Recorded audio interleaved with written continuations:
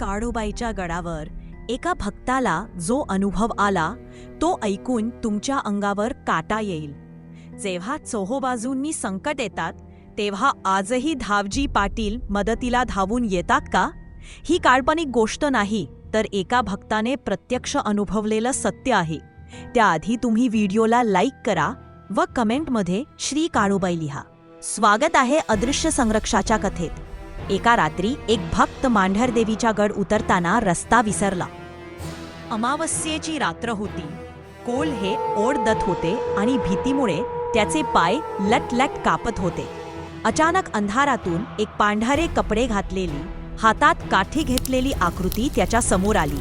त्याने काहीही न बोलता भक्ताला रस्ता दाखवण्यास सुरुवात केली. मंदिराच्या प्रकाशात पोहोचता भक्ताने आभार मानण्यासाठी मागे वळून पाहिले तर तिथे कोणीच नव्हता.